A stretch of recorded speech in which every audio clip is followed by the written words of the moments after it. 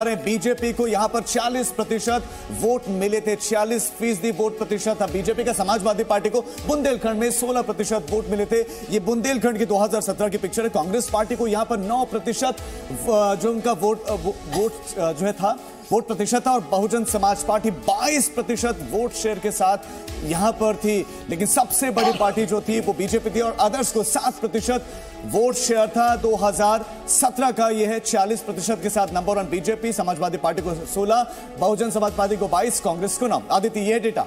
और अब जल्दी से हमारे दर्शकों के लिए ओपिनियन पोल क्या कह रहा है, जी न्यूज डिजाइन बॉक्स का ओपिनियन पोल क्या कह रहा है, जल्दी से आपको बताते हैं। बीजेपी और उसके अलाइज के लिए 59% वोट शेयर की बात की जा रही है। 46%, आपको याद होगा 2017 में 59% वोट शेयर के प्रोजेक्शन की बात यहां पर की जा रही है। समाजवादी पार्टी के गठबंधन को बात करें तो 21%, 2017 में 16% था, तो यहां पर 21% यानी 5% का गेन। बीएसपी की अगर बात करें तो 22% वोट शेयर 2017 में था, नुकसान हो रहा है यहां पर भी लगातार। पूर्वांचल के बाद 10% वोट शेयर जो है वो जाता दिखाई देता है। कांग्रेस को 5%, यहां पर कांग्रेस को भी नुकसान है। 2017 में यही 9% था, जो कि अब 5% है। और यहां पर अन्य के हिस्से की बात करें तो 5%, उन्हें भी नुकसान हो रहा है। करीब 7% ये अन्य के लिए था। तो ये अपने आप में क्या कह रहा है नरेश, जल्दी से। बीजेपी यहां पर in terms of vote share from 46% to 59%, that is 13% का गेन। वो नफा नुकसान की तस्वीर भी हमारे दर्शकों को लेकर आप आए लगातार। और समाजवादी पार्टी के लिए 5% का gain from 16 to 21%। I think story is if we talk about the story or highlight, these are the two stories. BJP gaining massively। Aditi, इसमें अगर आप देखें पिछली बार का डेटा तो उसमें आपको दिखेगा कि इस क्षेत्र में पिछली बार जो ऑपोजिशन यानी कि विपक्ष की पार्टी थी वो बसपा थी, सपा नहीं थी।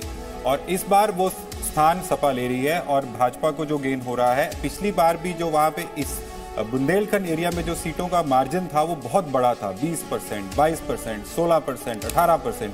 तो सपा को यहाँ पे जो अगर बायपोलर कॉन्टेस्ट होता हुआ दिखता भी है तो सपा को यहाँ पे जो स्विंग परसेंटेज चाहिए था वो बहुत बड़ा चाहिए था, जो होता हुआ यहाँ पर नहीं दिख रहा है। What can be the reason? जल्दी से।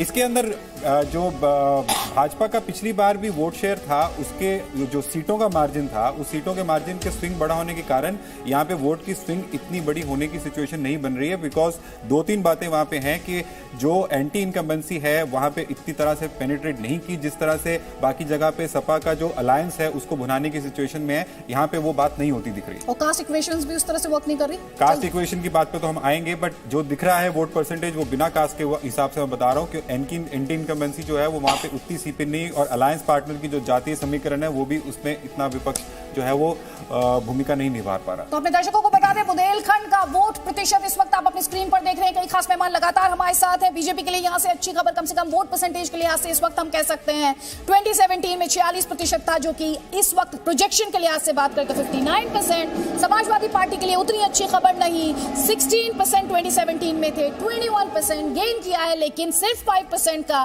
कांग्रेस पार्टी को वोट परसेंटेज के तौर पर नुकसान ही हो रहा है। जल्दी से एक कमेंट लूंगी, शंभू जी आपका कमेंट लूंगी, उसके बाद रति जी जल्दी 40 सेकंड। जो तस्वीर उभर कर आ रही है, जो तस्वीर हम दिखा रहे हैं दर्शकों, बुंदेलखंड में कांग्रेस के एक बड़े नेता थे झांसी से प्रदीप जैन, उनका एक असर था और उसके कारण कांग्रेस का एक सॉलिड वोट बैंक वहां रहा झांसी में, इसमें कोई शक नहीं। दूसरे जो बाकी जिले हैं उनमें ओबीसी जातियों का जोर है, खासतौर पर महोबा, हबीबपुर और जालौन में उसका असर पड़ता है। वो ओबीसी जातियां कभी कल्याण सिंह कारण, चूंकि लोध जातियां काफी हैं, कल्याण सिंह के कारण बीजेपी में जाती थी और कुर्मी जाति भी जाती थी।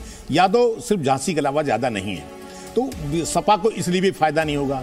तीसरे ब्राह्मण वहां से बांदा और चित्रकूट में कुछ ज्यादा है, बाकी जगह उनकी मार्जिनल है, बहुत ज्यादा पोजीशन में नहीं है। तो ये सब कारण जो हैं वो कहीं ना कहीं समाजवादी पार्टी को इसलिए झटका दे रहे हैं कि जो पिछड़ी जातियां भी हैं, जो ट्रेडिशनल पिछड़ी जाते हैं, इनको इंटरमीडिएट कास्ट बोलते थे, यानी कुर्मी और लोध, वो चूंकि परंपरागत रूप से वोटर बीजेपी का हो गया, इसलिए वो बीजेपी को प्लस हो रहा है। बाकी और बीजेपी कोई फायदा नहीं, और कांग्रेस को जो प्लस हो रहा है वो प्रदीप जैन के कारण। जी ठीक है, रतिभान जी। कुल मिलाकर देखिए, जो बुंदेलखंड की स्थिति है उसमें चित्रकूट पिछले बार भी बुंदेलखंड दिल निकाल के रख दिया था। बीजेपी को बुंदेलखंड ने समूचा योगदान कर दिया था, सारी सीटें बीजेपी के पास थी। बीजेपी ने काम भी इस बार किया, लेकिन समाजवादी पार्टी चूंकि एंटी इनकम्बेंसी हर सरकार की होती है और जाति समीकरण तो वैसा का वैसा है, कांग्रेस इसलिए लूज कर रही है कि कांग्रेस का कोई लीडर पिछले 5 साल में बुंदेलखंड की यात्रा पर निकला ही नहीं, 1-2 बार प्रियंका गांधी को छोड़कर। ठीक है। रही बात बीएसपी की मायावती तो एक बार गई ही नहीं पूरे बुंदेलखंड में, फिर कैसे उनको लाभ हो सकता है? ये जो ओपिनियन पोल है अपने आप में इस बात का सबूत है कि बीएसपी और कांग्रेस जो लूज कर रही हैं, इनके पीछे यही वजह है। लेकिन इसमें बड़ा गेन जिसके खाते में जा रहा है वो बीजेपी यहाँ पर दिखाई दे रही है और डिटेल में हम बात करेंगे। राजीव, जल्दी से हमारे दर्शकों को बताइए, पूर्वांचल में हमने देखा योगी आदित्यनाथ क्लियर लीडर थे, बुंदेलखंड में हालांकि जिस तरह का वोट शेयर है उसके बाद तस्वीर बदलने की उम्मीद नहीं है, लेकिन 50% लोग आदित्य ऐसे हैं बुंदेलखंड में जो मुख्यमंत्री योगी आदित्यनाथ को एज सीएम बहुत पसंद करें। तो 50% लोग मुख्यमंत्री के तौर पर सीएम योगी आदित्यनाथ को पसंद करें तो अखिलेश यादव 31% के साथ यहां दूसरे नंबर पर है। मायावती 11% के साथ तीसरे नंबर पर है। बुंदेलखंड में मायावती को 11% लोग पसंद कर रहे हैं एज ए सीएम और 5% लोगों को प्रियंका गांधी वाड्रा पसंद आ रहे हैं, जबकि 3% लोग ऐसे भी हैं कोई और चेहरा मुख्यमंत्री के तौर पर चाहते हैं, यानी कि अदर्स को वो चाह रहे हैं मुख्यमंत्री के तौर पर। लेकिन 50% का जो आंकड़ा है ये बड़ा आंकड़ा है। अदिति, बिल्कुल, जल्दी से कमेंट डॉक्टर संजीव मिश्रा। देखिए, बुंदेलखंड बता रहा है कि विकास वाली बात, जो अभी हम लोग बात कर रहे थे कि विकास की बात, बुंदेलखंड में पिछले 5 साल में कुछ काम बहुत बड़े हुए हैं। जैसे वहां जल जीवन मिशन से घरों तक पानी पहुंचाने का अभियान चला, ये बुंदेलखंड में चला और वहां पे इस पे बहुत काम हुआ है। महोबा की अर्जुन सहायक परियोजना बंद हो गई थी, उस पर काम हुआ है। चित्रकूट में चिल्लीमल पंप कैनाल परियोजना थी, वो उस पर काम हुआ है। इस तरह जो तमाम सारे विकास के काम हुए उसका भी इम्पैक्ट है। हम विकास के कामों के इम्पैक्ट को माइनस नहीं कर सकते। बुंदेलखंड एक्सप्रेस वे पे काम हुआ, शुरू हो गया, उस पर काम हुआ, बहुत तेजी से काम हो रहा है, कंप्लीट होने वाला है। तो मुझे लग रहा है आपके सर्वे में ये विकास भी कहीं ना कहीं उभर के आया होगा। तो चलिए, जिस विकास नैरेटिव को लेकर हाल फिलहाल में बात नहीं हो रही है, वो विकास किस तरह से ग्राउंड पर काम कर रहा है, वो वोट शेयर के लिहाज से हम अपने दर्शकों को दिखाने की यहाँ पर कोशिश कर रहे हैं। हमारे एक्सपर्ट्स कह रहे हैं। राजीव, बिल्कुल बड़ी खबर देते हैं। बीजेपी को वोट शेयर में फायदा संभव है। बुंदेलखंड में बीजेपी को वोट शेयर में इजाफा हो सकता है और 59% वोट शेयर के साथ बीजेपी का यहां पर वोट शेयर बढ़ता हुआ दिख रहा है। ओपिनियन में, जनता का ओपिनियन में है कि इस बार तो वोट प्रतिशत बढ़ेगा, यानी कि ज्यादा जनता आने वाली है इस बार पोलिंग स्टेशन तक वोट देने के लिए और जो है बीजेपी के फेवर में जाता हुआ दिख रहा है। जबकि समाजवादी पार्टी को 21% वोट शेयर उसका हो सकता है, जबकि जो वोट शेयर समाजवादी पार्टी का भी 5% तक बढ़ सकता है। बुंदेलखंड में बीएसपी का 10% वोट शेयर, ये बड़ी खबर आपको बुंदेलखंड दे रहे हैं। सीटों का इंतजार होगा कि 2000 जो है आने वाले वक्त में क्या होगा,